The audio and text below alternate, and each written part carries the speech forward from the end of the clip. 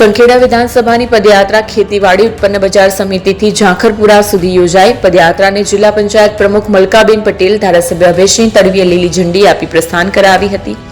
સરદાર વલ્લભભાઈ પટેલની 150મી જન્મજયંતિની ઉજવણી અંતર્ગત સંખેડા વિધાનસભાની પદયાત્રા ખેતીવાડી ઉત્પન્ન બજાર સમિતિથી ઝાંખરપુરા સુધી યોજાઈ હતી। પદયાત્રાને જિલ્લા પંચાયત પ્રમુખ મલકાબેન પટેલ, ધારાસભ્ય અભયસિંહ તડવીએ લીલી ઝંડી આપી પ્રસ્થાન કરાવી હતી। મહાનુભાવોને હસ્તે સરદાર વલ્લભભાઈ પટેલની પ્રતિમાને ફૂલહાર કરી પુષ્પાંજલિ અર્પણ કરાઈ હતી। સંખેડા વિધાનસભાની પદયાત્રા ખેતીવાડી ઉત્પન્ન બજાર સમિતિથી ઝાંખરપુરા સુધી યોજાઈ। પદયાત્રાને જિલ્લા પંચાયત પ્રમુખ, ધારાસભ્ય લીલી ઝંડી આપી। સરદાર વલ્લભભાઈ પટેલની 150મી જન્મજયંતિ નિમિત્તે યોજવામાં આવેલી પદયાત્રા રાષ્ટ્ર નિર્માણના સરદાર પટેલના આદર્શો અને સંકલ્પોને પુનઃ સમર્પિત થવાનો અવસર છે।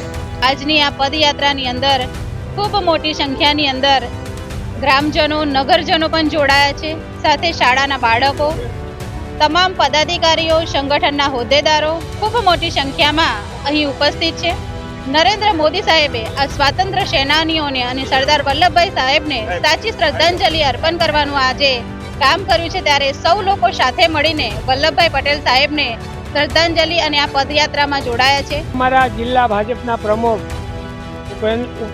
ઉમેશભાઈ રાઠવાજી, અમારા જિલ્લા પંચાયતના પ્રમુખ શ્રીમતી મલકાબેન, અમારા તાલુકા પંચાયતના પ્રમુખ શ્રી, બધા જ આગેવાનો દ્વારા અને બાળકો સાથે આ યાત્રાને પ્રસ્થાન કરાવીએ છીએ।